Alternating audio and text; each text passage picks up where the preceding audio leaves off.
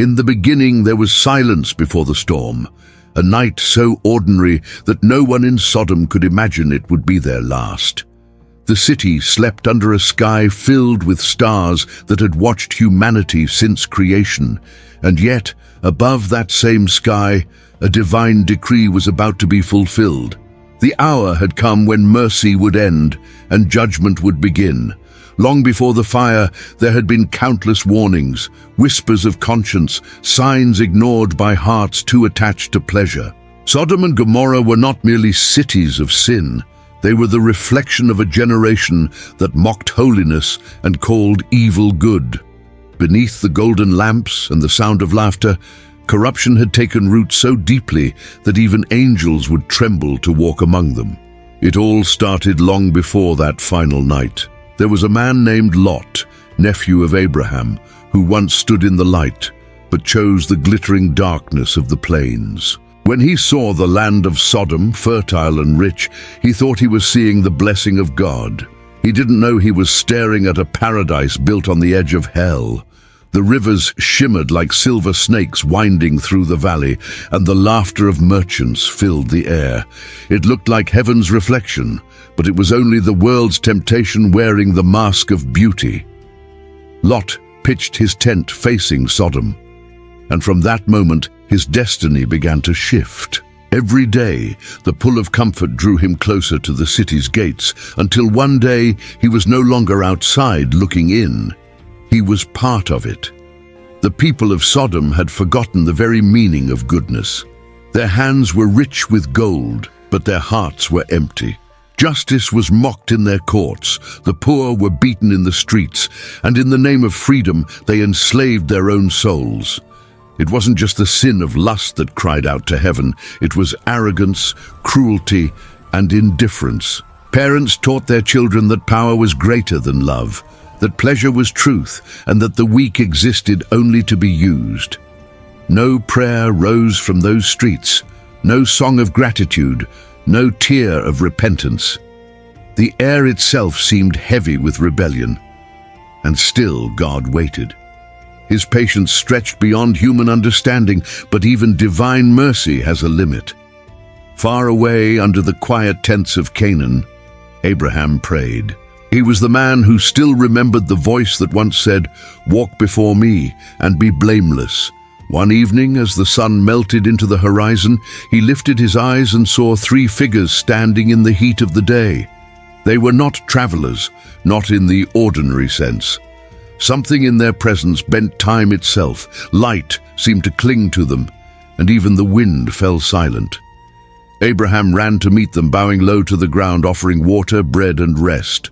He did not know that in serving them he was serving God himself. And then, after the meal, the tone of heaven changed. The Lord spoke words that made the earth tremble. The outcry against Sodom and Gomorrah is great, and their sin is very grievous. Abraham stood still, the desert wind carrying those words like thunder. Sodom, where his nephew Lot lived. He could have stayed silent, but love and faith compelled him to speak. "Will you destroy the righteous with the wicked?" he asked, trembling. What followed was not negotiation, but divine mercy in conversation. If there are 50 righteous, 40, 30, 20, 10, and the Lord said, "For the sake of 10, I will not destroy it." 10 souls, but 10 could not be found. As the sun fell behind the mountains, 2 angels walked toward Sodom. Their steps were silent, their faces unshaken. They came not to visit, but to judge. Yet even judgment carries compassion, for in that doomed city, one man still remembered the hospitality of Abraham. Lot sat by the gate, and when he saw them, something in his heart stirred. He rose, bowed deeply, and urged them to stay in his home. The angels first refused, testing his resolve, but he insisted. That night, within the walls of Lot's house, a small candle of faith still flickered. He washed their feet, served them bread, unaware that he was feeding messengers of heaven. But outside, darkness stirred. Word spread fast. Strangers had arrived, and Sodom was hungry for them.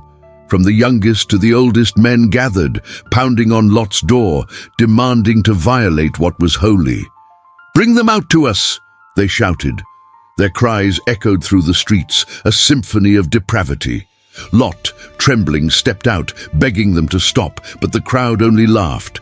The city that once seduced him now revealed its true face, merciless, blind, possessed. And when violence reached its peak, the angels moved. They pulled Lot inside and struck the mob with blindness.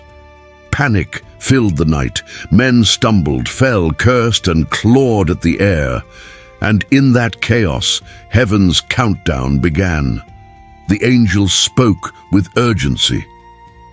"Do you have anyone else here? Sons, daughters, sons-in-law?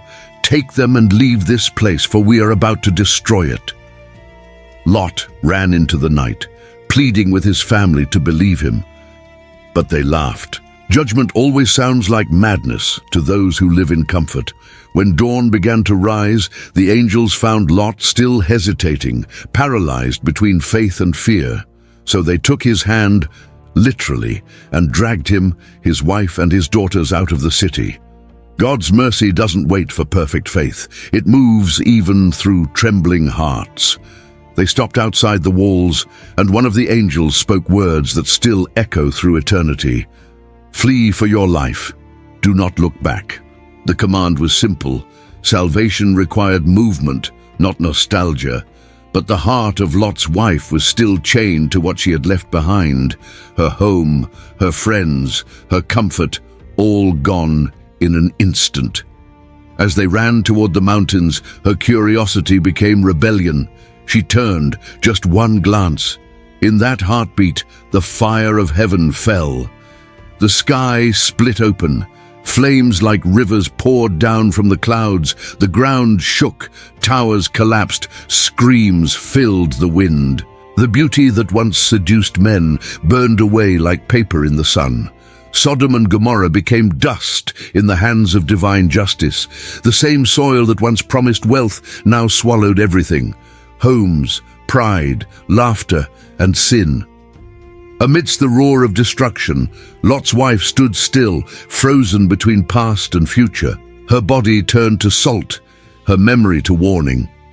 She became the monument of divided hearts, those who try to flee the world while still loving it. When the smoke cleared, Abraham stood on the hills of Hebron, looking down toward the valley. The sky was dark with ash. The smell of sulfur filled the wind, and the earth was silent. He saw what prayer could not prevent, and yet he also saw what mercy had saved.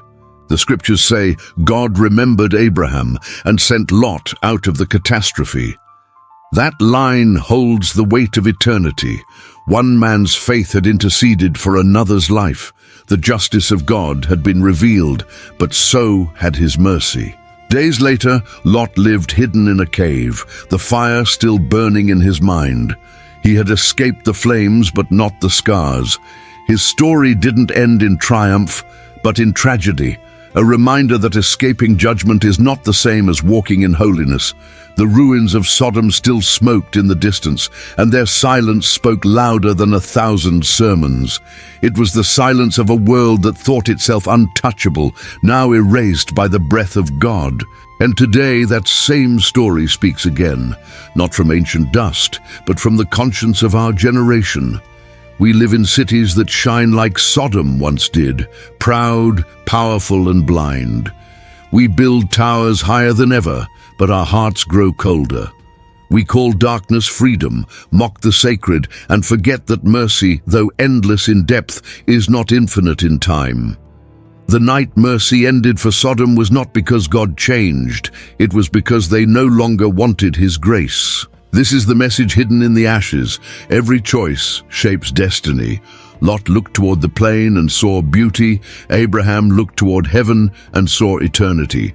One chose comfort, the other chose covenant, and both received the fruit of their vision. The fire that fell that night was not just punishment, it was revelation.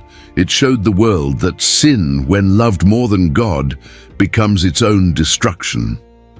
As you listen to this story, ask yourself, where are you standing? At the gate of Sodom or under the tree of Abraham? Are you looking back or forward? Have you traded holiness for convenience? Every generation faces its own fire, not always visible, but always near. Before this video ends, take a moment, think about your life, your home, your heart. The same God who judged Sodom still calls souls out of darkness. The same hand that dragged Lot to safety is reaching for you now. Don't wait for the flames to see the truth. Don't look back. Run toward the light. If this story touched you, write in the comments the word mercy as a sign that you choose the path of faith over the world's illusion. Subscribe if you believe these stories still matter, not as tales of the past, but as mirrors of the present. And share this message so others can remember before it's too late. Mercy is still here, but judgment is closer than we think.